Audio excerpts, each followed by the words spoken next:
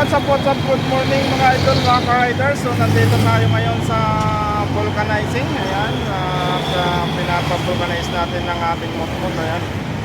At sumisingaw yung kanyang mags. So kailangan natin ipa-check up ng mags dahil lagi tayong napapatan mga ka-riders pag tumatakbo tayo. So ayan, nandito, nakasalang na. Minsan yung ating mags. At pinangdala ng sealant dahil matigas na, kaya pala lagi tayong flat mga ka-riders.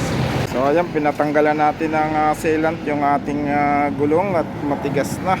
Ayan, so napakaraming nakabara. Walang butas ang gulong natin, yung mags at saka yung gulong, yung mga matigas na. Ayan si Kuya, shout out kay Kuya. At ginagawa ng paraan ng ating gulong para makapagbiyahe tayo ng malayo. Ayan. So sana magawa ng solusyon at tinanggalan niya ng sealant dahil sumisingaw yung gilid. Ayan. So sana magawa ng solusyon para may takbo tayo sa Sabado. So linilisan niya, tinatanggalan ng sealant dahil yung gilid niya mismo yung sumisingaw. So ang gulong natin ay okay pa, wala pang butas. Yun lang ang sealant sa gilid ang nagiging differential.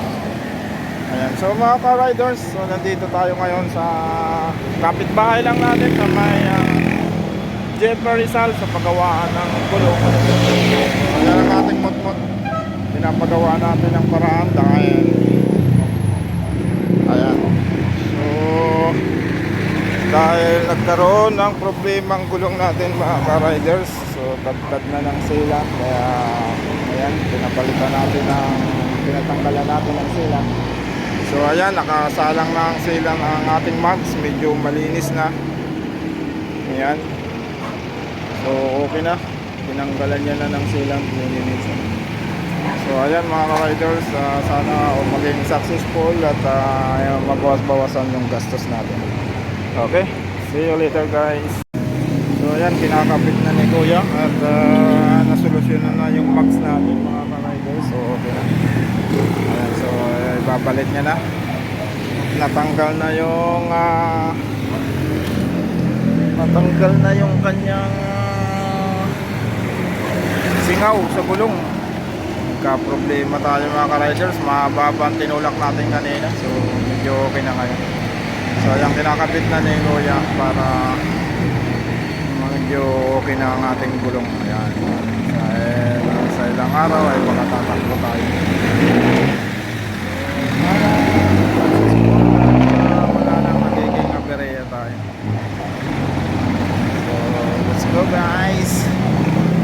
Ayan, so ayan ang ating motmot at nagkaroon ng problema yung ating gulong. Sana maging maayos na ang ating so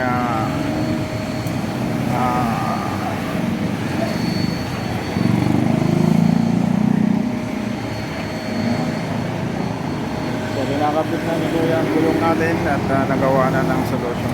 Okay, so see ya, thank you very much mga ka-riders. So ingat-ingat po tayo, RS everyone, bye bye.